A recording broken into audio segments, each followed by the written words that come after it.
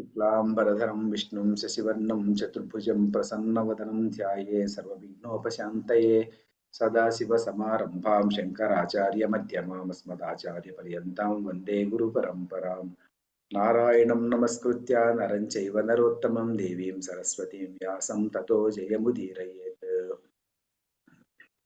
ఈరోజు మనది Bhagavad Gita 25th class. ఈరోజు 25th క్లాస్.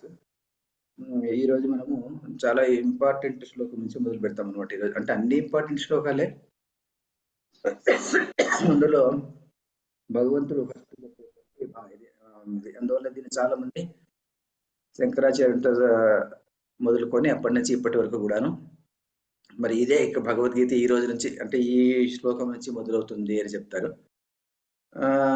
అది నేను షేర్ స్క్రీన్ పోయేసి ఒకటేసారి చెప్పేస్తాను దాన్ని. ఈ శ్లోకం నుంచినే భగవద్గీత స్టార్ట్ అవుతుంది. నేను ముందు వారంలో కూడా మనం పాఠంలో కూడా దీన్ని చెప్పుకున్నాం మనము.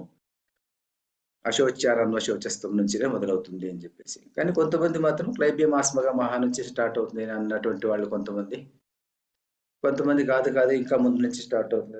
రామానుజాచార్యుల ప్రకారము షాధిమాం త్వాం ప్రపన్నం నుంచి మొదలవుతుంది అని ఇలా చెప్పుకుంటూ వచ్చారు. కానీ చాలా మంది శంకరాచార్యులు ఇలాంటి వాళ్ళంతాను అశోచ్యానన్వశోచస్తం నుంచినే మన భగవద్గీత మొదలవుతుంది అని చెప్పేసి ఆయన ఇక్కడి నుంచినే భాష్యం రాశారనమాట. భగవద్గీత ముందు శ్లోకాలకి ఏమీ రాయలేదంట అతను. ఇక్కడ నుంచి భాష్యం కూడా ఎక్కువ ఉంటుంది. కొంచెము కొద్దిగా దీన్ని బాగా అర్థం చేసుకునే అవకాశం కూడా ఉంటుందండి ఇది. అందువల్ల అశోచ్యానన్వశోచస్వం ప్రజ్ఞావాదాంశ్చ భాషసే గతాసూన గతాసూంశ్చ నానుశోచంతి పండితాః. సరే, మొదలు పెట్టేద్దాం దీని అయితేను. కిరణ్ మయ్య గారు చదివేస్తారు. ఒక్కసారి చదివేయండి చాలండి, ఎందుకంటే సమయం కోసము. శ్రీ భగవానువాచ శ్రీ భగవానువాచ అశోచ్యానన్వశోచస్త్వం అశోచ్యానన్యశోచస్త్వం. నన్ను అనండి. అశోచానన్వశోచస్త్వం అశోచ్యానన్వశోచస్త్వం ప్రజ్ఞావాదాంశ్చ భాషసే ప్రజ్ఞావాదాంశ్చ భాషసే గతాసూన గతాసూంశ్చ గతాసూన గతాసూంశ్చ నానుశోచంతి పండితాః నానుశోచంతి పండితాః. ఇదండి శ్లోకము. ఇది మనము మొదటి అర్థాలు చెప్పుకునే ముందు కొద్దిగా దీనికి బ్రీఫ్ ఇంట్రొడక్షన్ ముందు పీఠిక ఏమిటంటే, దీనికి ఈ శ్లోకం నుంచి మనిషి అన్ని పుట్టినటువంటి వాడికి శోకము అనేది ఉండనే ఉంటుంది. ప్రతి ఒక్కడికి ఏదో ఒక శోకం. ఏ శోకం ఉంటుంది అంటే ఏదైనా ఉండొచ్చు అనమాట. శోకము ఉన్నది ఏదో ఇంటిలో ఏదో కొన్ని కష్టాలు ఉండొచ్చు. ఏదో తల్లి కొడుకులకు ఏదో కష్టం ఉండొచ్చు, తండ్రి కొడుకు కష్టం ఉండొచ్చు, ఏదో కొడుకుతో తండ్రి బాధించబడుతూ ఉండొచ్చు, లేకుంటే తండ్రితో కొడుకు బాధపడుతూ ఉండొచ్చు, ఇలాంటి ఏదో ఉండొచ్చు. లేకుంటే ఆఫీస్కి వెళ్తే ఆ బాస్తో ప్రాబ్లం ఉండొచ్చు, లేకుంటే ఇంకెక్కడైనా బయటకు వెళ్ళినప్పుడు నా పక్కింటి వాళ్ళతో ప్రాబ్లం ఉండొచ్చు. ఇలా ప్రతి ఒక్కరికి ఏదో ఒక శోచము ఏదని అంటే శోకం ఉండేదానికి కారణం అనేది ఏదో ఒకటి ఉంటుంది అని సాధారణంగా ప్రతి ఒక్కరికి ఏదో ఒకటి పొద్దున నిద్ర లేచినప్పటి నుంచి రాత్రి వరకు ఒక శోకం అనేది ఉండనే ఉంటుంది. శోకం ఉంది, దుఃఖం ఉంది అనేది మాత్రం వాస్తవము. అదాన్ని ఎవరు కాదనలేరు కదా, ఎవరు కాదనలేరు. ఎందుకంటే ఏదో ఒక దుఃఖం ఉంటుందన్నమాట. మనం పొద్దున్న నుంచి రాత్రి వరకు. ఈ రోజు ఉద్యోగము, ఈ రోజున ఈ సంవత్సరం నాకు ఇంక్రిమెంట్ రాలేదు అనడం ఒక దుఃఖానికి కారణము. లేకుంటే వేరే వాడికి వచ్చింది నాకు రాలేదని ఒక కారణం ఉండొచ్చు. లేకుంటే నాకు ఒక ఏదో పెద్ద కారణం లేదు, పక్కింటి వాడికి ఉంది. ఇలాంటి కారణాలు ఏదో ఒక కారణం ఉండొచ్చు. లేకుంటే ఒక అత్త కోడలు కానీ, కోడలు అత్త కానీ ఏదో ఒక కారణం ఉంటుంది. ఆమె సరిగ్గా వంట చేయలేదని, లేకుంటే ఏదో ప్రాబ్లమ్స్ అనమాట. లేకుంటే ఎవడో చనిపోతారు. ఇలాంటి శోకము అనేది మాత్రం కారణం ఉంటుంది. శోకానికి కారణమేమి అనేది ఇక మొదటి దీని నుంచి ప్రారంభమవుతుందండి. ఎందుకు శోకముతోనే ప్రారంభమైంది భగవద్గీత అంటే, అర్జునుడు ఇంతవరకు శోకిస్తున్నాడు కదా, ఏడుస్తూనే ఉన్నాడు. అతను విషేదంతమిదం వాక్యం అని ముందు శ్లోకంలో చెప్పుకున్నాం. అతను అల్లాడిపోతున్నాడంట. ఈ శోకంతో బాధపడి కట్టలు తెచ్చుకునేటువంటి శోకంతో అతను బాధపడుతున్నాడు అనమాట. ఆ బాధపడేటువంటి సమయంలో శోకాన్ని గురించి భగవంతుడు చెప్తున్నటువంటి మొదటి శ్లోకం ఇది. శోకానికి కారణం అది. చాలా మంది శోకం వచ్చినప్పుడు ఏదో ఇట్లాంటి శోకానికి కారణాలు ఎన్నో ఉంటాయి. ఈ కారణాలు వచ్చినప్పుడు సాధారణంగా ఏం చేస్తుంటామంటే, మనం సాధారణంగా ఉండేటువంటి మనుషులు మనలాంటి వాళ్ళు మనం ఏం చేస్తుంటామంటే, ఎక్కడో ఒకటి వెళ్తుంటాం అనమాట. ఏదో కొంతమంది ఏదో ఇతని దగ్గరికి వెళ్తాం, జ్యోతిష్యుడి దగ్గరికి వెళ్తాం అనుకోండి. ఏమో మాకు ఈ కారణాలు బాగాలేదంటే, అతను ఏదో మీకు గ్రహాలు బాగాలేదండి మీకు. ఈ గ్రహాలు ఇలా ఉన్న దాని వల్ల ఏలినాటి చర్య ఉంది. అలాంటిది ఏదో చెప్తుంటారనమాట. అలా చెప్పినప్పుడు మనం దానికి పరిహారాలు ఏదో చేసుకుంటుంటాం. తర్వాత కొంతమంది మనము వాస్తు వాళ్ళ దగ్గరికి వెళ్తాం అనుకోండి. వాస్తు వాళ్ళ దగ్గరికి వెళ్తే మీకు ఏదో ఇంట్లో కిటికీ సరిగ్గా లేదు, లేకుంటే వాకిలి సరిగ్గా లేదు. ఆ 2 అలా తీసేసి ఇలా పెడితే మీకు ఈ శోకం ఉండదు అని చెప్పేసి శోకానికి నివారణ ఉపాయం చెప్తారనమాట. అదే ఎవరైనా ఒక స్వామి దగ్గరికి వెళ్తే అతను ఏదన్నా మంత్రగాడు అనుకోండి, కర్మిష్టి అనుకోండి, అంటే యజ్ఞాలు, యాగాలు చేసేటువంటి వాడు. అతనేం చెప్తా అంటే, లేదండి మీకు ప్రాబ్లమ్ వచ్చేసి మీకు ఏదోను పలానా యజ్ఞం చేయాలి, లేకుంటే పలానా గుడి దగ్గరికి వెళ్లి ఏదో రావాలి మీరు. ఏదో సత్యనారాయణ వ్రతం చేయాలి. ఏదో అలాంటిది ఏదో చెప్తాడనమాట. ఇలాంటివి ఎన్నో మనకు రకరకాలుగా మనకు చెప్తుంటారనమాట. ఇవన్నీ మనకు వస్తుంటాయన్నమాట. కానీ దీనికి శోకానికి కారణం ఏమిటంటే, వీళ్ళు చెప్పేటివన్నీ వచ్చేసేసి ఏం చెప్తారంటే బహిరంగ కారణాలు అని చెప్తామనమాట దీన్ని. బహిరంగ కారణాలంటే ఏదో నాకు ఒక శోకం వచ్చింది అంటే ఈరోజు, ఈ శోకానికి కారణము ఎవరో మా ఇంటిలో ఉండేవాడు, మా అన్న గాని, మా తమ్ముడు గాని, మా అమ్మ గాని, మా నాన్న గాని, లేకుంటే మా ఆఫీస్‌లో ఉన్నటువంటి బాస్ గాని, లేకుంటే ఇంకేదో విషయం గాని, మా పక్కింటి వాడు గాని, ఏదో వీళ్ళ వల్ల నాకు ఏదో వచ్చింది. లేకుంటే ఏదో ప్రభుత్వం ఏదో కొత్త ఉత్తర్వులు జారీ చేసింది. నాకు పెన్షన్ రేపు నెల నుంచి రాదు, శోకము. ఇలాంటిదంతా బహిరంగ కారణాలన్నమాట ఇవన్నీ. బహిరంగ కారణాల వల్ల ఎవరి వల్లనో నాకు శోకం వచ్చింది అని అనుకోవడం చాలా తప్పు అని చెప్పేసి భగవంతుడు చెప్పేటువంటి విషయం ఇక్కడ. ఆయనేం చెప్తారంటే, ఒక వ్యక్తి మరణించినాడు అనుకోండి. మరణించినాడు అంటే మనమేం జరుగుతుందంటే శోకము తారాస్థాయికి వెళ్ళిపోతుంది. చాలా బాధపడతాం మనము. ఎందుకంటే మనకు కావాల్సినటువంటి వ్యక్తి మరణించాడు అని చెప్పేసి మనం చాలా బాధపడుతుంటాం అన్నమాట. భగవంతుడు ఏం చెప్తా అంటే, శోకము అన్నది నీకు బహిరంగ కారణము అయితే అది శోకం కాదు. అలాంటిది నీవు అలాంటిది పెట్టుకోకూడదు. నీ అంతరంగ కారణమే నీకు కారణం. నీ మనస్సే నీ శోకానికి కారణము అని చెప్తాడన్నమాట భగవంతుడు ఇక్కడ. మనస్సుతోనే నీకు అన్ని శోకాలు వస్తున్నాయి. నీవు ఆలోచన సరళి గాని, ఆలోచన పద్ధతి గాని నీవు మార్చుకున్నప్పుడు ఈ శోకం అన్నది ఉండదు అని చెప్పేసి ఇతను భగవంతుడు ఇక్కడ ప్రతిపాదిస్తున్నాడు. ఎందుకు అలా చెప్తున్నాడంటే ఒక ఉదాహరణ. మనము సాధారణంగా ఒక వ్యక్తి మరణించినప్పుడు చాలా బాధపడతాం. ఇంట్లో ఎవరైనా తెలిసినటువంటి వాళ్ళు ఎవరైనా మరణించినప్పుడు మరణిస్తే చాలా బాధపడి ఏడుస్తుంటాం అన్నమాట. కానీ మరణము అన్నది ఒక ఈవెంట్. ఒక ఈవెంట్ అంటే ఒక సంఘటన జరిగింది. ఎంతోమంది చనిపోతూనే ఉంటారు రోజును. మిలియన్ల కొద్దీ మనుషులు చనిపోతూనే ఉంటారు. మనం పేపర్ తీసి చూసామంటే ఎక్కడో అక్కడ చనిపోయారు, ఇక్కడ చనిపోయారు, ఇంకో చనిపోయారు అనే వార్తలు వస్తూనే ఉంటాయన్నమాట. చనిపోయినప్పుడు వాళ్ళ గురించి మనం ఏం బాధపడమన్నమాట. ఆ రోజు ఇన్‌ఫాక్ట్ పక్కింట్లో చనిపోయినప్పుడు మన ఇంట్లో ఏదైనా పెళ్లి ఉందనుకోండి, మనం పెళ్లి కార్యక్రమంలో మనం ఉంటాం. అటు సైడ్ కూడా వెళ్ళమన్నమాట మనం. అది అమంగళకరం అనుకునేసి ఆ పక్కకు పోమన్నమాట ఆ రోజు. అందువల్ల మనం ఏమవుతుందంటే, మరణం కోసం మనం బాధపడము లేదు. ఆ మరణించిన వ్యక్తితో మనకున్నటువంటి అటాచ్‌మెంట్ వల్ల మనకేమైపోతుందంటే, ఆ మరణం అనేది ఒక గొప్ప కారణమైపోతుంది. శోకానికి కారణమైపోతుంది. కాబట్టి మరణము అన్నది శోకానికి కారణం కాదు. అటాచ్‌మెంట్ అన్నది శోకానికి కారణము అని చెప్పి భగవంతుడు చెప్తాడన్నమాట. అందువలన ఆయనేం చెప్తారంటే, ఇక్కడ ఈ శ్లోకానికి భూమిక ఏం చెప్తారంటే, ప్రతి శోకానికి కారణము మన ఆలోచన సరళి. మనం దాన్ని మార్చుకోవాలన్నమాట. కొంతమంది ఏం చేస్తుంటారంటే, ఇంటిలో ఉంటారనుకోండి. ఇంటిలో ఉన్నప్పుడు ఏదో కొత్తగా కోడలొచ్చిందనుకోండి. ఆ అమ్మాయి సరిగ్గా పని చేయడం లేదనుకోండి. ఆ అమ్మాయికి సరిగ్గా రాదు. వంట రాదు, సరిగ్గా రాదు. ఈ అత్తగారు చాలా బాధపడిపోతుంటారు. ఆమెకు వంట రాదు, ఏమి రాదు అని చెప్పేసేసి. అని చెప్పేసి ఈమె వంట చేస్తుంటారనమాట. ఈమె ఆ శోకం తెచ్చుకుంటూ ఉంటుందన్నమాట. తర్వాత ఆమెకు ఈ వెండి, బంగారు ఏదైనా ఉంటుందనుకోండి, ఆమెకి ఇవ్వదనుకోండి. ఇవ్వకుండా ఈమె పెట్టుకుంటుంది. పెట్టుకున్న దాని నుంచి ఏమైపోతుంది, ఈమె పోయిన తర్వాత ఆమె మెయింటైన్ చేసుకోవాలి కదా దాన్ని మరి. అది అంత బ్రాడ్‌గా ఆమె ఆలోచన చేసేటువంటి శక్తి సామర్థ్యం ఆమెకు ఉండకపోవచ్చు. అందువల్ల ఏం చేస్తుందంటే, నాకున్నటువంటి ఆస్తి వాళ్ళకి రాసిచ్చేస్తే వాళ్ళు మళ్ళీ చూసుకుంటారో లేదో అని చెప్పేసి వాళ్ళకి రాసివ్వరు కొంతమంది. చనిపోయేంత వరకు అలాగే పెట్టుకుంటారనమాట. అలాగే పెట్టుకొని అలా ఉండేదాని నుంచి ఏమైపోతుంది, వాళ్ళు ఎలాగో వస్తుంది వాళ్ళకు. ఇవ్వకపోని వాళ్ళకొచ్చేదే కదా! అది రానే వస్తుందనమాట. కాబట్టి రేపైనా వాళ్ళు మెయింటైన్ చేసుకోవాలి. ఈరోజు వాళ్ళు మెయింటైన్ చేసుకోనటువంటి వాళ్ళు మరి రేపటి నుంచినైనా వాళ్ళు దాన్ని చూసుకోవాల్సిందే కదా వాళ్ళు.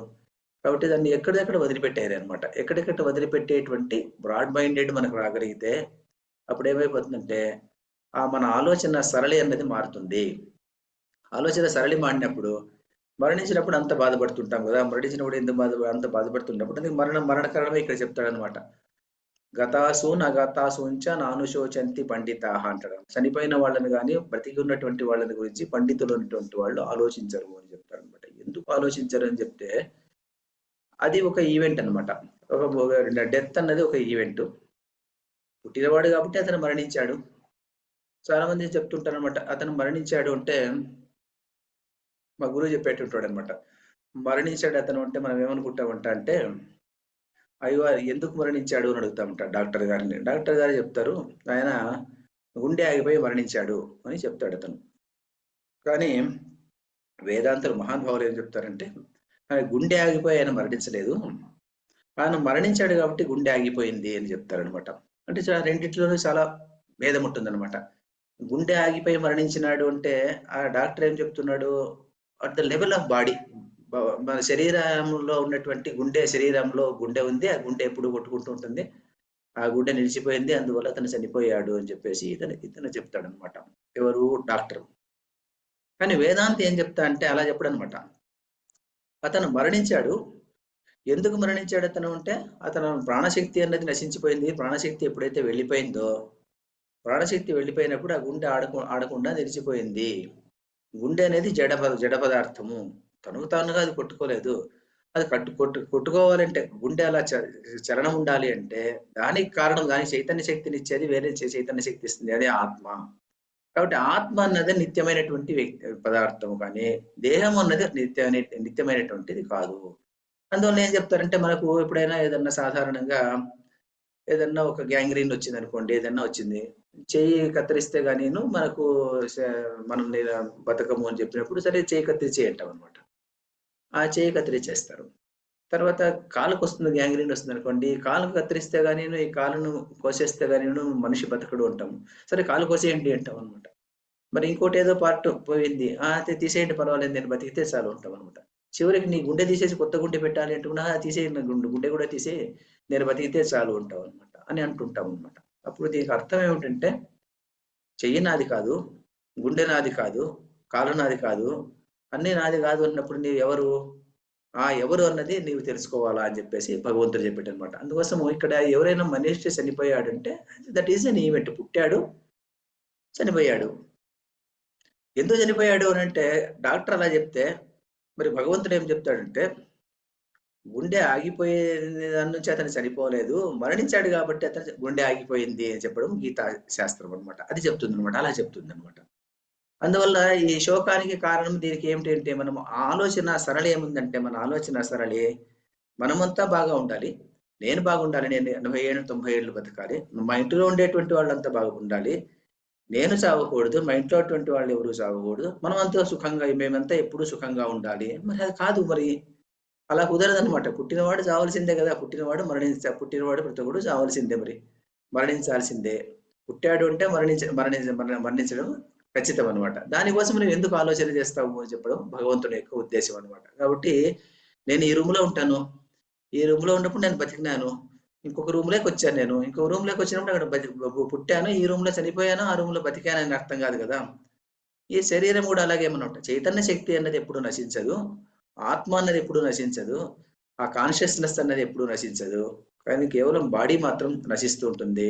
ఈ నశించేటువంటి ఆ బాడీ కోసం మనం ఆలోచన చేసేటువంటి అవసరం లేదు అని చెప్పడం ఈ శ్లోకంలోని ఉద్దేశం అనమాట. తర్వాత ఇక్కడ ఏం చెప్తున్నారంటే, అందువల్ల మా గురువు ఇంకోటి చెప్పేటట్టు అనమాట, ఒక కథ చెప్పేటట్టు. ఆయన ఒక స్వామి ఉండేవాడంట. ఆ స్వామి ఉన్నప్పుడు ఆయన ఏం చేసేటువంటి వాడంట అంటే, ఆ స్వామి ఆయన భోజనం పట్టించుకునేటువంటి వాడు కాదనమాట. ఎవరో ఊర్లో ఉండేటువంటి వాళ్ళు అతనికి క్యారియర్ లో భోజనం పంపించేటువంటి వాళ్ళు, ఎందుకంటే చాలా పెద్ద స్వామి ఈయన అని చెప్పేసి అతనికి పంపించేటువంటి వాళ్ళు అంట. ఆయన భోజనం చేయడము, తర్వాత క్యారియర్ కడిగి ఇచ్చేయడం అనమాట, అతనికి వచ్చి తెచ్చిచ్చినటువంటి వాడికి. ఒకరోజు చాలా అందులో ఉండేటువంటి పదార్థాలు అంతా చాలా చాలా బాగా ఉన్నాయంట, చాలా రుచికరంగా ఉన్నాయంట. రుచికరంగా ఉన్నప్పుడు ఇలా తిన్నాడంట. అంతా తిన్న తర్వాత ఏమో తెచ్చినటువంటి అంతా అడిగాడంట, ఏం ఈరోజు స్పెషల్ ఏమో ఉంది మీ ఇంట్లోను, ఏమిది అన్నాడంట. వాళ్ళు చెప్పారంట, ఈ రోజు వాళ్ళ ఇంట్లో తద్దినం అండి, ఆ తద్దినమైన దాని నుంచి వాళ్ళంతాను ఈ భక్ష్యాలన్నీ పెట్టారు మీకు అన్నా అంట. ఓహో! అలాగా తద్దినం ఇలా చనిపోతే ఇలా చేసుకుంటారా? తద్దినం పెట్టుకుంటారా? అని చెప్పేసి ఆయన శుభమస్తు ఇలాంటివి ఎప్పుడు జరగని అని చెప్పి ఆశీర్వాదం చేసి పంపించాడంట. పంపించేపాటికి అతను వాపస్ వచ్చాడంట. వాపస్ వచ్చేసి చెప్పాడంట ఇతనికి. గురువస్తువు చెప్పాడంట. అయ్యా నేను అది ఇచ్చాను. స్వామి చాలా సంతోషపడ్డాడు. బాగా తిన్నాడు అతను. తిన్న తర్వాత ఏమిటో అని అడిగాడు. ఇలా చెప్పాను నేను తద్దినం అని చెప్పినాను. ఆ తద్దినాలు అలాగే జరుగుతూ ఉండి అని చెప్పి ఆశీర్వాదం చేశాడు అని చెప్పి చెప్తా అంటే ఆయన చాలా బాధపడిపోతా అంట. అయ్యో! ఆయన చెప్పిన దానికి ఆయన చెప్పాడంటే పెద్దాయన ఆయన. ఆయన చెప్పాడంటే జరిగిందే జరుగుతుంది కదా! ఇలాంటివి అయ్యో! మళ్ళీ జరుగుతాయో ఏమోనే అని చెప్పేసి ఆయన చాలా బాధపడిపోతా అంటే ఈ పెద్దవాళ్ళకంతా వేదాంతులకు ఇట్లాంటి వాళ్ళకి భోజనం పంపడం కూడా కష్టమేనండి అనుకునేసేసి మరి ఏం చేయాలని చెప్పేసి మళ్ళీ పురోహితుడి దగ్గర పరిగెత్తిపోయేసి ఇలా నేను అతనికి భోజనం పంపించానంటే ఆయన ఇలా ఆశీర్వదించాడు. మరి అది జరిగితే నాకు చాలా కష్టము. ఆయన వాక్కులో ఆ పటిష్టత ఉంది. నేను ఏం చేయాలి అంట. మరి ఈయన ఆలోచన చేసి ఈయన చెప్తా అంట ఏం లేదు. నీవు ఒక వారం తర్వాత మళ్ళీ మంచి పిండి వంటలన్నీ చేసి మళ్ళీ పంపించు. పంపించి ఏదో శుభకార్యం జరిగింది ఈరోజు. ఏదో మా ఇంట్లో పిల్లవాడు పుట్టాడు. ఏదో ఒకటి చెప్పు పంపించు అంట. అని చెప్పిస్తే ఆయన పంపించి ఆయన దగ్గరికి పంపిస్తా అంట. పంపిస్తే ఆయన ఈరోజు కూడా తిన్న తర్వాత ఏమో బాగుంది ఏమి స్పెషల్ అంట. మా ఇంట్లో వాళ్ళ ఇంట్లో పిల్లవాడు పుట్టాడు అంట. ఓ పిల్లవాడు పుడితే కూడా చేసుకుంటారా అంట అతను. శుభమస్తు ఆశీర్వాదం చేసి పంపిస్తా అంట. ఇలాంటివి జరగని అని చెప్పేసి. అంటే ఏమిటంటే మహానుభావులు అనేటువంటి వాళ్ళు పుట్టుక గిట్టుక రెండు events in the time frame of life అని. అంటే ఏమిటంటే ఒక కాల ప్రవాహంలో పుట్టుట అనేది జరిగింది కాబట్టి గిట్టుట అనేది మామూలు. అందులో ఏం ఆశ్చర్యపడవలసిన విషయం లేదు. ఎందుకంటే ఇలా పుట్టాడు మరి ఎప్పుడొకప్పుడు చావాల్సిందే. కానీ మన ఆలోచన సరళ ఏముంది? నేను ఎప్పుడూ బతికి ఉండాలి. మా ఇంట్లో అటువంటి వాళ్ళు అంటే ఎప్పుడు బతికి ఉండాలి. మేమంతా సుఖంగా ఉండాలి. 100 సంవత్సరాల వరకు జీవించి ఉండాలి అని అనుకునేది మన ఆలోచన విధానం అన్నమాట. ఈ ఆలోచన విధానం ఎక్కడి నుంచి వస్తుంది? మనసు నుంచి వస్తుంది. ఈ మనసులో ఉన్నటువంటి ఆలోచన విధానాన్ని మనం మార్చుకుంటే ఈ మరణాన్ని గురించి మనం ఆలోచన చేయము అన్నది ఇక్కడ థీసిస్ అన్నమాట. ఇక్కడ చెప్పేటువంటి ప్రధానమైనటువంటి సందేశం అన్నమాట. అందువల్లే ఒకసారి రమణ మహర్షులు గారు ఆశ్రమంలో కూర్చున్నారంట. కూర్చున్నప్పుడు ఏమైందంట అంటే ఎవరో ఒకరు ఒక శవాన్ని తీసుకొని నలుగురు శవాన్ని మోసుకొని పోతున్నారంట. అప్పుడు శిష్యుడిని అడిగాడంటే ఏమిరా జరుగుతుంది అక్కడ అంట. అంటే ఏం లేదండి అక్కడ ఒకడు చనిపోయాడు. ఆ శవాన్ని నలుగురు తీసుకొని మోసుకుపోతున్నారు అంట. ఓహో! అదా అన్నంట. అదా ఒక శవాన్ని 4 శవాలు మోసుకుపోతున్నాయి అంట అతను. అంటే ఆయన ఉద్దేశ్యం ఏమిటంటే ప్రతి వ్యక్తి కూడా మన శరీరం అంతా శవమే అది. అందులో ఒక చైతన్య స్వరూపం ఉన్నప్పుడు మాత్రమే అది శివం. ఆ చైతన్య స్వరూపం వెళ్ళిపోయినప్పుడు శవం అయిపోతుంది. ఎప్పుడైనా శవం అయ్యేదే అది. ఆ శవాన్ని 4 శవాలు ఎత్తుకుపోతున్నాయి అని చెప్పేసి ఆయన చెప్తా ఉంటారన్నమాట. సో ఇది పుట్టుట, గిట్టుట అన్నది ఎలా ఉంటుందంట అంటే ఒక కరెంట్ బల్బు వెలిగినట్టు అని చెప్తారనమాట. కరెంట్ బల్బు మొట్టమొదటిసారి వెలిగింది. వెలిగినప్పుడు అందులో ప్రాణశక్తి, ఎలక్ట్రిసిటీ ఉంది. కొన్ని రోజులు వెలిగింది. ఫ్యూజ్ కాలిపోయింది ఒకరోజు. ఆ రోజు ఏమైపోయింది? ఆ రోజు నుంచి వెలుతురు లేదు. వెలుతురు లేదంటే ఏమైపోయినప్పటికీ ఏమి అర్థము? ఈ బల్బులో వెలుతురు లేకుండా పోయింది. కానీ అందులో ఉన్నటువంటి ప్రాణశక్తి, ఎలక్ట్రిసిటీ అనేది పర్మనెంట్‌గా ఎప్పుడు ఉంటుంది. ఎలక్ట్రిసిటీ ఉంటుంది. బల్బు మాత్రం వెలగదు. ఎందుకంటే ప్రాణశక్తి అందులో నుంచి వెళ్ళిపోయి ఉంటుంది.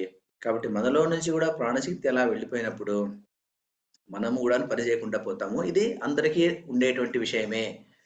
అందువల్ల పుట్టినటువంటి వాడు ఎందుకు చచ్చినాడు అంటే ప్రతి ఒక్కరూ రకరకాలుగా చెప్తారు. జ్యోతిష్కుడు ఏం చెప్తాడంటే నీ గ్రహాల ప్రకారము నీకు ఆయుష్ అయిపోయింది. అందువల్ల నువ్వు చనిపోయినాడు అంటే అతను చెప్తే, ఇంకొక అతను డాక్టర్ నీకు ఆయుర్దాయం మూడిపోయింది కాబట్టి నీ వైటల్స్ అన్ని పోయినాయి కాబట్టి నువ్వు చనిపోయినావన్న అతను చెప్తే, మరి శ్రీకృష్ణుడు ఏం చెప్తా అంటే అతను పుట్టినాడు కాబట్టి చనిపోయినాడు అని చెప్తా అంట అతను. పుట్టినాడు కాబట్టి చనిపోయాడు. So everything that is born has to die. కాబట్టి అలాంటి దాని గురించి ఎందుకు బాధపడ్డం? ఎందుకు బాధపడుతున్నాం మనం అంటే మన ఆలోచన సరళి తప్పుగా ఉంది. అంటే ప్రజ్ఞ లేకుండా పోయింది. ప్రజ్ఞ లేకుండా పోయింది అంటే ఎందుకు ప్రజ్ఞ లేకుండా పోయింది? అన్ని మరణాలకు మనం బాధపడడం లేదు. మన ఇంటిలో మరణానికి మాత్రమే మనం బాధపడుతున్నామంటే that is attachment only. Attachment వల్ల మనకు వాళ్ళతో ఉన్నటువంటి అటాచ్‌మెంట్ వల్ల మాత్రమే మనం అలా బాధపడుతున్నాము.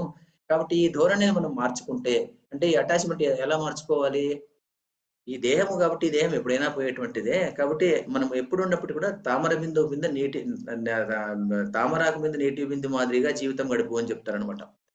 అంటే ఏమిటంటే తామరాకు మీద నీటి బిందువుగా ఉంటూ ఉంటే పని చేస్తూ ఉండాలా, అందరితోని ప్రేమ చూపించాలా, ప్రేమ చూపించకుండా ఉండకూడదని అర్థం కాదు. At the same time too much of attachment అనేది ఎప్పటికి కూడా ఉండకూడదు. చాలా మందితో అటాచ్‌మెంట్స్ విపరీతం అటాచ్‌మెంట్ పెట్టుకొని నువ్వు లేకపోతే నేను బతకలేను అన్నటువంటి సందర్భం మనం ఏర్పాటు చేసుకుంటే, ఇలాంటి ఆలోచన సవరణలో తప్పొస్తుంది కాబట్టి దీన్నేమంటారంట అంటే దీన్ని ఇలాంటి దాన్ని మన ఆలోచనలో తప్పు ఉన్న దాని నుంచినే మనకి ఏదైనా శోకము అనేది వస్తుంది. శోకాన్ని మనం బరువు మోసుకొని ఎప్పుడు పోరాడుతూ ఉంటాము. శోకము ఉన్నటువంటి బరువు ఎప్పుడూ ఉంటుందన్నమాట. అందువల్లే మహాభారతంలో ఒక శ్లోకం చెప్తారనమాట. ఏం చెప్తారంటే శోకస్థాన సహస్రాణి. శోకస్థానాలు సహస్రం ఈ వేల కొద్దీ ఉంటాయంట. శోకస్థాన సహస్రాణి భయస్థాని శతాని చ. భయస్థాని శతాని చ అంటే భయస్థానాలు నూర్ల కొద్దీ ఉంటాయంట. శోకస్థాని సహస్రాని భయస్థాన శతాని చ. దివసే దివసే మూఢమావిశంతి నా పండితం అని చెప్తాడు. ప్రతిరోజు మూఢుడు అంటే ప్రజ్ఞ లేనటువంటి వాడికి, అంటే ఆలోచన సవరణలో తప్పు ఉన్నటువంటి వాడికి ప్రతిరోజు శోకం ఉంటుంది. ప్రతిరోజు ఒక భయం ఉంటుంది. మరణాన్ని గురించి భయం ఉంటుంది. లేకుంటే ఇంకేదో కష్టాన్ని గురించి భయం ఉంటుంది.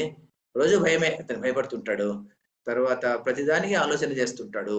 కాబట్టి అతను ఎలా ఉంటాడంట అంటే ఈ మూఢుడు ఉన్నటువంటి వాడు ఎప్పుడు కూడాను బాధపడుతూ ఉంటాడంట. పాత విషయాల గురించి ఆలోచన చేసి బాధపడుతూ ఉంటాడు. శోకం ఇదే నా కష్టానికి కారణం అని బాధపడుతుంటాడు అనమాట.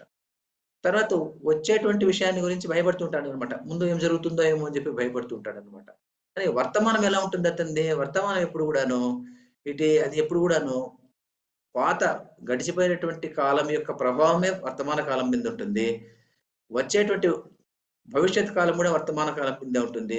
కాబట్టి వర్తమాన కాలాన్ని అతన్ని ఎప్పుడు కూడా ఎంజాయ్ చేయలేకుండా ఉంటాడు అన్నటువంటిది సందేశం అనమాట. ఎలా అంటే ఒక వ్యక్తి ఉంటాడు అనుకోండి. అతనికి ఏదో 50,000 రూపాయలు జీతం వస్తుంటుంది అనుకోండి. 50,000 రూపాయలు జీతం వస్తుంటుంది. అతను ఏమనుకుంటాడంటే 10 ఏళ్ళు చేశాను నేను ఉద్యోగం. కేవలం 50,000 వస్తుంది అని బాధపడతాడంట అతను. అంటే 10 ఏళ్ళ జరిగినటువంటి ఈవెంట్స్ అతను ఇప్పుడు ఆ శోకాన్ని ఇప్పుడు మీద వేసుకుంటాడనమాట.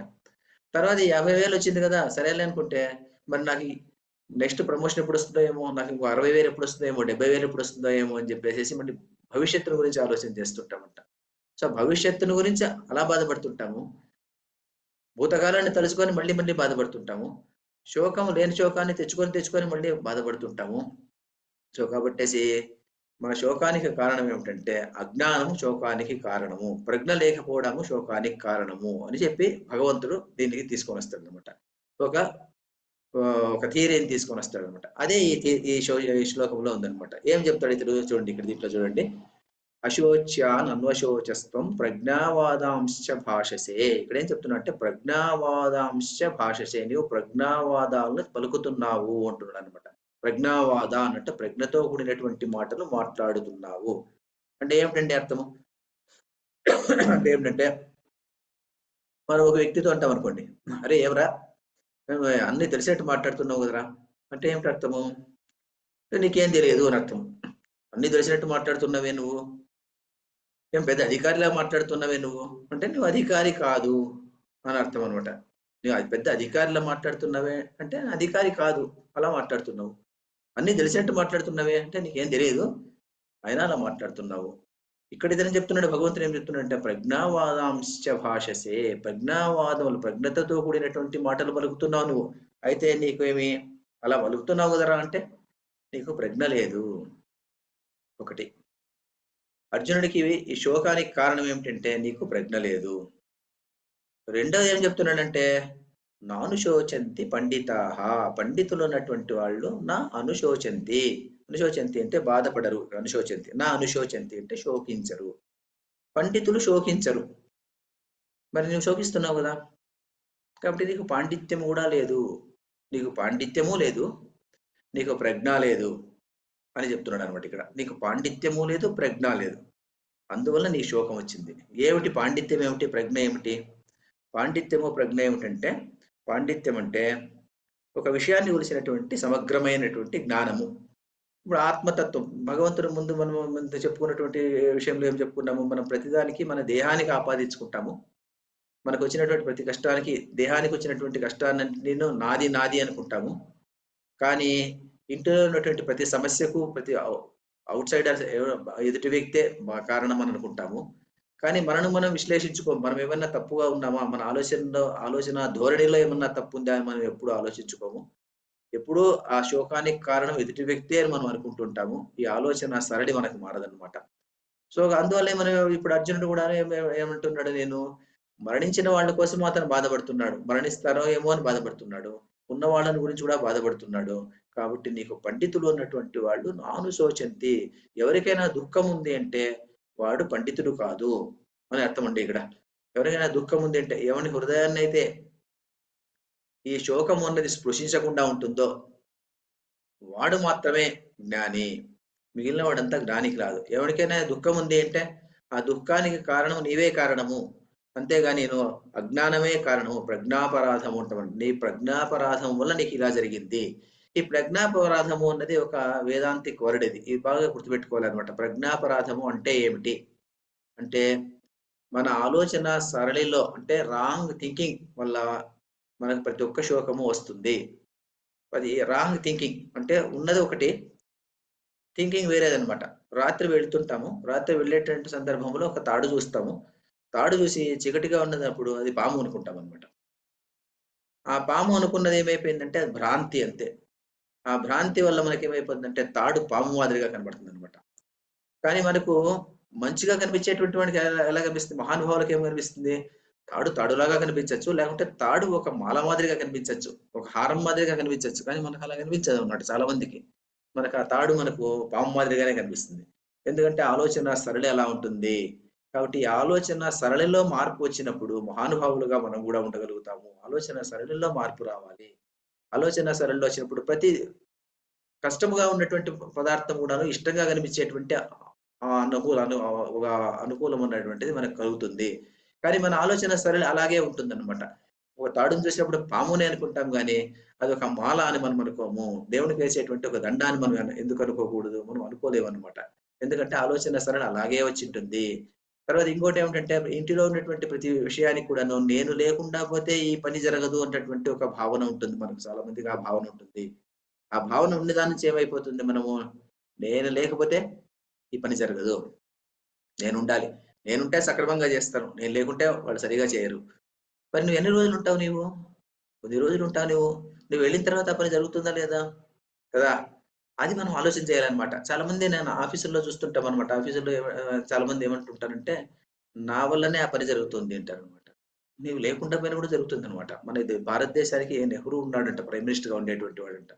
నెహ్రూ వెళ్ళిన తర్వాత మనకు ప్రైమ్ మినిస్టర్ ఎవరు అనుకున్నారంట. మరి చాలా మంది ఆ కాలం అప్పట్లో. మరి ఆయనే వెళ్ళిపోతే ఇంకెవరు ఆయన వెళ్ళిపోయిన తర్వాత ఎవరుంటారబ్బా అని చెప్పేసి. తర్వాత ఎంతమంది ప్రధానమంత్రులొచ్చారు? అందరూ మారిపోతున్నారు గదా! మరి. అందుకోసమే చెప్తారనమాట. ఈ ఏది ఏమి రారే రాజులు రాజ్యము కలుగవే వారేరి సిరి మూటను కట్టుకొని పోవంజాలిరే ఉరివిపై పేరైనన్ గలదే అంటారనమాట. చివరికి వాళ్ళ పేరు గూడా తెలీదనమాట. మనకు చక్రవర్తుల గురించి చెప్తారనమాట. గొప్ప గొప్ప చక్రవర్తులు. సగర చక్రవర్తి అంటాము. తర్వాత దిలీపుడు అంటాము. మరి వాళ్ళ కథలు మనకేం తెలుసు మనకు? ఇప్పటికి చాలా మందికి తెలీదనమాట. వాళ్ళ కథ గూడా తెలీదు మనకు. అప్పట్లో పరిపాలన చేసినటువంటి భగీరథుడు, సగరుడు, దిలీపుడు, హరిశ్చంద్రుడు ఇలాంటి గొప్ప గొప్ప వ్యక్తులంతాను చాలా మంది చనిపోయారనమాట. అందరూ చనిపోయినప్పుడు కూడా ఈ భూమి జరుగుతుందా లేదా? జరుగుతుంది గదా! మరి నేను లేకుండా పోతే ఈ ఆఫీస్ జరగకుండా పోవడం ఏమిటి? నేను లేకపోతే ఇల్లు జరగకుండా పోవడం ఏమిటి?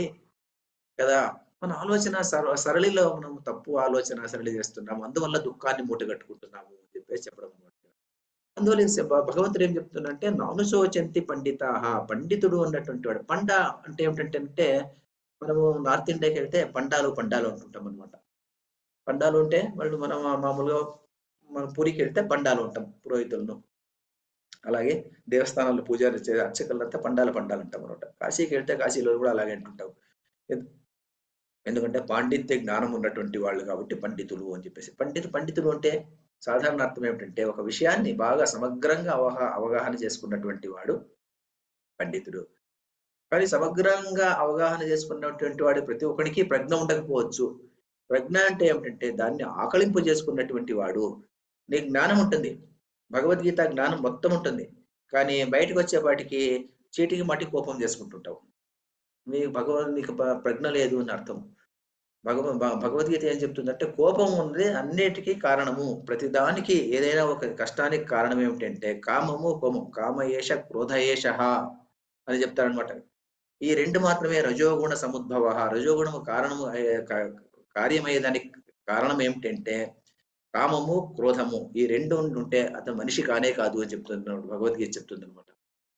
మరి భగవద్గీతను క్షుణ్ణంగా అధ్యయనం చేసి పాండిత్య జ్ఞానం ఉన్నటువంటి వాడు మరి కోపము, క్రోధాన్ని గాని లేకుంటే కామాన్ని గాని అతను కంట్రోల్ చేయలేడంటే అతను ప్రజ్ఞ లేనటువంటి వాడు. పండితుడు గాని ప్రజ్ఞ లేనటువంటి వాడు అని అర్థం అనమాట. పాండిత్యము అంటే ఏమిటి? ప్రజ్ఞ అంటే ఏమిటి? ఇక్కడ ఇతడేమంటున్నా అంటే భగవంతుడు నీవు నాను శోచంతి పండితాః. కాబట్టి పండితులు ఉన్నటువంటి వాడు శోకించడు. నువ్వు శోకిస్తున్నావు అంటే నీకు పాండిత్యం లేదు. తర్వాత ప్రజ్ఞావాదాంశ భాషసే, నీవు ప్రజ్ఞావాదంలో మాట్లాడుతున్నావు అంటే నీకు ప్రజ్ఞ లేదు. నీకు ప్రజ్ఞ లేదు, తర్వాత పాండిత్యం లేదు. అందువల్ల నీకు శోకం వచ్చింది. నీ ఆలోచన సరళి సరిగా లేదు. ఆలోచన సరళి సరిగా లేదు కాబట్టి ఏమైపోయింది? ప్రజ్ఞాపరాధం అది. ప్రజ్ఞాపరాధం అంటే నీ ఆలోచన సరళిలో తప్పు ఏదో ఎక్కడో మిస్టేక్ ఉందన్నమాట. ఆ మిస్టేక్ నువ్వు గమనించలేకుండా ఉన్నావు అని చెప్తున్నాడు అనమాట. అందువల్ల ఏం చెప్తున్నాడు? అశోచ్యాన్ త్వం, నీవు అశోచ్యాన్ అన్వశోచస్త్వం, అన్వశోచః త్వం, శోచిస్తున్నావు లేకుంటే శోకిస్తున్నావు, శోకించినావు. త్వం, నీవు అశోచ్యాన్, శోకింప తగని వారిని గురించి శోకిస్తున్నావు కదా. మళ్ళీ ఏం చెప్తున్నావు? ప్రజ్ఞావాదాంశ భాషసే, ప్రజ్ఞావంతమైనటువంటి మాటలు మాట్లాడుతున్నావు. తర్వాత ఏం చెప్తున్నావు? గతాసూంశ్చ నాను శోచంతి పండితాః. గతాసూన్ అంటే ప్రాణములు వదిలిపెట్టారు. అశువులు అంటే ప్రాణములు కదా. అశువులు వదిలిపెట్టినటువంటి వాళ్ళు, ఆగతాసుని బతికి ఉన్న వారిని గురించి కూడా నీవు బాధపడుతున్నావు. వాళ్ళని గురించి బాధపడేటువంటి వాళ్ళు పండితులు కాదు. మరి చనిపోయినటువంటి వాళ్ళని బాధపడుతున్నామంటే అర్థం ఉంది. మరి ఉన్న వాళ్ళని గురించి ఎందుకు బాధపడతాం మనము? ఉన్న వాళ్ళని గురించి కూడా చాలా బాధపడుతుంటాం మనము. ఎందుకు బాధపడుతుంటాము అంటే ఏదో కొడుకుంటాడు, అమెరికాలో ఉంటాడు, వాడు ఎలా ఉన్నాడో ఏమో, ఈరోజు భోంచేశాడో లేదో, ఇక్కడ తెగ బాధపడిపోతుంటాం అనమాట. బాధపడిపోతుంటే వాడు అక్కడ హ్యాపీగా డాన్స్ చేసుకుంటూ ఉండొచ్చు, తెలియదు మనకు. కానీ ఇక్కడ మాత్రం నీవు బాధపడుతున్నట్టు విషయం కూడా వాడికి తెలియకుండా పోవచ్చు. అది కూడా విషయమే. కానీ మనం ఇక్కడ బాధపడుతూనే ఉంటాం అనమాట. సో ఉన్నటువంటి నా కొడుకున్నాడు, వాడికి ఏదో మంచి ఉద్యోగం ఉండింది, 50,000 రూపాయలు ఉద్యోగం ఉండింది, ఇప్పుడు ఆ ఉద్యోగం పోయింది, బాధపడుతుంటాం అనమాట. సో బాధపడకూడదు అంటే ఇవన్నీ దేనికి సంబంధించినటువంటిది అంటే ఇదంతా దేహానికి సంబంధించినటువంటి విషయాలు ఇవన్నీ. దీని గురించి ఎక్కువగా బాధపడకూడదు అంటే మనం దాన్ని ప్రయత్నం చేసి మళ్ళీ కొత్త ఉద్యోగం వెతుక్కోవడం కానీ అలా చేయకూడదని కాదు ఇక్కడ అర్థం. ఏమిటంటే దాన్ని గురించి యోచన చేసి బాధపడ్డం అనమాట. దానికి కావాల్సినటువంటి ఏదో నువ్వు చేయాల్సిందే. ఏంటంటే కష్టపడి ఇంకేదో ఉద్యోగం తెచ్చుకోవడం అదంతా చేయాల్సిందే. కానీ బాధపడడం వల్ల ఏమైపోతుందంటే ఆ శోక భారాన్ని ఎప్పుడు కూడా నీవు మోస్తూ ఉంటావు. శోక భారాన్ని మోసి ఏమైపోతుందంటే చివరికి ప్రతిరోజు దుఃఖమే. ప్రతిరోజు దుఃఖం ఉన్న దాని వల్ల ప్రయోజనం లేదు. నువ్వేం చేస్తున్నావు అంటే శోకింప తగని వారిని గురించి శోకిస్తున్నావు, ప్రజ్ఞతో మాట్లాడుతున్నావు. తర్వాత పండితులైనటువంటి వాళ్ళు, వివేకవంతులైనటువంటి వాళ్ళు నాను శోచంతి, వాళ్ళు ఎప్పుడు కానీ శోకించరు అని చెప్తారనమాట. ఇది ఒక ముఖ్యమైనటువంటి విషయం అనమాట. దీంట్లో దుఃఖానికి కారణం ఏమిటి అని భగవంతుడు చెప్తాడు. దుఃఖానికి కారణం ఏమిటంటే దుఃఖానికి కారణము ప్రజ్ఞాపరాధము. ప్రజ్ఞాపరాధం అంటే టెక్నికల్ వర్డ్స్ ఇవన్నీ కొద్దిగా గుర్తుపెట్టుకోవాలి. ప్రజ్ఞాపరాధం అంటే మన ఆలోచన సరళిలో తప్పుగా ఆలోచన సరళి చేయడం వల్ల మనకు వచ్చేటువంటి ప్రాబ్లం ఇది. అందువల్ల ప్రజ్ఞాపరాధము దుఃఖానికి కారణము అని ఒక థీసిస్ చెప్తున్నాను అనమాట. తర్వాత వర్తమాన కాలాన్ని ఎవడు కూడాను సుఖంగా జీవించడం లేదు. ఎందుకంటే పాత శోకాన్ని తలుచుకుంటూ బాధపడుతుంటాడు. వచ్చేటువంటి భయాన్ని గురించి మనము బాధపడుతుంటాం అనమాట. ఈ రెండింటి వల్ల మనకు జీవితంలో సుఖము గాని సంతోషం గాని లేకుండా పోతుంది. నీకు కూడా అదే వచ్చింది అని చెప్తున్నాను అనమాట. తర్వాత ఏం చెప్తున్నాడంటే ఇక్కడ చూడండి, ఇక్కడ ఈ శోకస్థాన సహస్రాన్ని ఇక్కడ రాశాను నేను. మీరు కాల్చుంటే మళ్ళీ రాసుకోవచ్చు దీన్ని. ప్రజ్ఞాపరాధం అనేది ఒకటి ఇంపార్టెంట్, పాండిత్యము ప్రజ్ఞ అనేది ఒకటి ఇంపార్టెంట్. తర్వాత దీంట్లో ఈ శ్లోకంలో మనకు 3 ముఖ్యమైనటువంటి టర్మ్స్ కనిపిస్తాయి అనమాట. ఒకటి అజ్ఞానము. అజ్ఞానం అంటే ఏమిటి? ఆలోచన సవరణలో తప్పు. తర్వాత దుఃఖము, ప్రతి కొనికి శోకం ఉంటుంది. మరణం అనే దాని గురించి 3 పదాల గురించి ఎక్కువగా విశ్లేషణ చేశాడు అనమాట భగవంతుడు. దీని గురించి ఏమిటి విశ్లేషణ అనేది మనం వచ్చే వారంలో దీన్ని చెప్పుకుందాం. ఎందుకంటే ఇది కాస్త పెద్దగా ఉంది కానీ కదా. అజ్ఞానం అంటే ఏమి, దుఃఖం అంటే ఏమి, మరణం అంటే ఏమి. ఎందుకంటే భగవద్గీత ఇలాగే ఉంటుందండి. భగవద్గీత చెప్పుకోవాలంటే ఫస్ట్‌గా మొదటి రోజే అర్థం కూడా కొంచెం కష్టము. చెప్పడం కూడా కష్టము. వినడం కూడా కష్టము. వేదాంతం అంతా ఇట్లా ఉంటుంది. కాబట్టి అజ్ఞానం అంటే ఏమిటి? దుఃఖం అంటే ఏమిటి? మరణం అంటే ఏమిటి? ఈ మూడిటికి ఉన్నటువంటి సంబంధం ఏమిటి? ఇవన్నీ ఈ శ్లోకంలో మనం ప్రతిపాదించబడ్డాయన్నమాట. అందువల్ల ఈ ఈ శ్లోకాన్ని గురించి వచ్చే వారంలో కూడా వచ్చే క్లాస్‌లో కూడా కొద్దిగా చెప్పుకుందాం మనము. మరి ఇప్పటి వరకే చెప్పుకున్న దాంట్లో ఏమన్నా డౌట్ ఉంటే గనక మీరు అడగొచ్చు ఇప్పుడు. ఇంకా 2 నిమిషాలు ఉంది అందువల్ల. ఏమన్నా ఉందా? అశోచ్యానన్వశోచస్త్వం ప్రజ్ఞావాదాంశ్చ భాషసే గతాసూన్ అంటే అయిపోయినటువంటి వాళ్ళు, మరణించేటువంటి వాళ్ళు, బతికి ఉన్నటువంటి వాళ్ళు ఇద్దరి కోసము మనం బాధపడుతుంటాం. మరణించిన వాళ్ళ కోసం బాధపడ్డామంటే మన అటాచ్‌మెంట్ కారణము. ఉన్నటువంటి వాళ్ళు బాధపడుతున్నామంటే కూడాను మన అటాచ్‌మెంటే కారణము. కానీ ఇది కాదనమాట. కానీ చనిపోయేది అనేది సర్వసాధారణమైనటువంటి విషయము. పుట్టినటువంటి ప్రతి వాడు చావాల్సిందే. మరి అలాంటప్పుడు చావడాన్ని గురించి ఆలోచన ఎందుకు చేస్తున్నావు అని చెప్పడం అన్నమాట ఇది. సో, ఇది బ్రాడ్‌గా ఉన్నటువంటి ఇప్పటి వరకు అర్థమైనటువంటిది. దీని గురించి మళ్ళీ వచ్చే వారం కూడా చెప్పుకోవాలి మనం. వచ్చే క్లాస్‌లో కూడా కొద్దిగా చెప్పుకుంటాం మళ్ళీను. చెప్పుకొని వచ్చే దీంట్లో జంప్ అయిపోతాం ఇప్పుడు. ఇందులో ఏమైనా డౌట్ ఉందా అండి ఎవరికైనా? ఏం డౌట్ లేదంటే ఒక్కసారి ఎవరో ఇంకొకసారి చదివేసేయండి. చదివేసిన తర్వాత మళ్ళీ ఈరోజు మళ్ళీ కూర్చుందాం. రేపు లేకపోతే ఎల్లుండి గాని క్లాస్ మళ్ళీ. ఎవరికేం డౌట్ లేదండి? డౌట్ లేకపోతే ఎవరో ఒకటి చదివేసేయండి అయితేను. సుజాత గారు చదివేస్తారా దీన్ని? ఒక నిమిషం ఉంది. చదివేయండి ఇంకొకసారి. చదువుతాను సార్. చదివేసేయండి. అశోచ్యానన్వశోచస్త్వం ప్రజ్ఞావాదాంశ్చ భాషసే గతాసూనగతాంసూంశ్చ నానుశోచంతి పండితాః. మంచిదండి. బాగా చదివారండి. అరుణ గారు చదివేసేయండి. ఇంకా ఒక నిమిషం ఉంది.